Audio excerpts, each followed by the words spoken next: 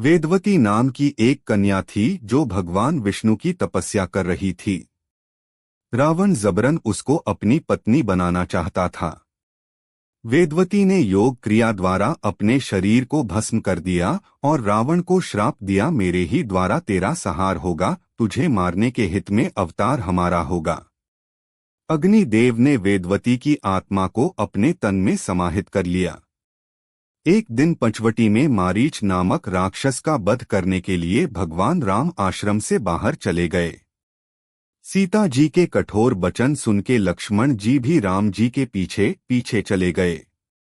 तत्पश्चात राक्षस राज रावण सीता को हर ले जाने के लिए आश्रम के समीप आया। उस समय अग्निदेव भगवान राम के अग्निहोत्र गृह में विद्यमान थे।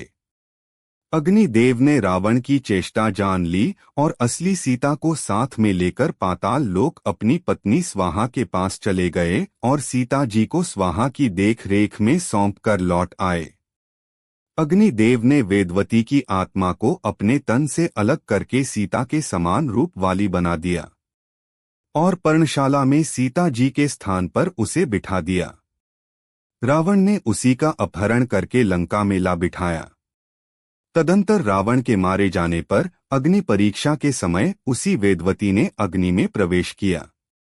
उस समय अग्निदेव ने स्वाहा के समीप सुरक्षित जनकनंदनी सीतारूपा लक्ष्मी को लाकर पुनः श्री राम जी को सौंप दिया और वेदवती रूपी छाया सीता के अपने तन में समाहित कर लिया। तब सीता जी ने भगवान राम से कहा, प्रभु, इस वेदवती ने बड़े दुख सहे हैं। ये आपको पति रूप में पाना चाहती है, इसलिए आप इसे अंगीकार कीजिए। भगवान राम ने कहा, समय आने पर मैं इसे पत्नी रूप में जरूर स्वीकार करूंगा। समय बीता, राजा आकाश राज यज्ञ करने के लिए आर्णी नदी के किनारे भूमि का शोधन कराया।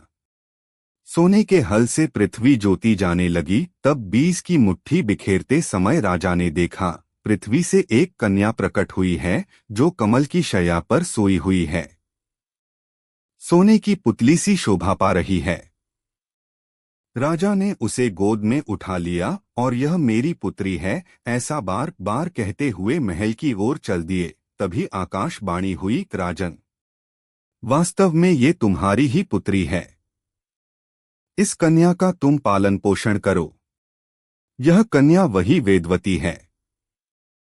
राजा के कुलगुरु ने इस कन्या का नाम पद्मावती रखा।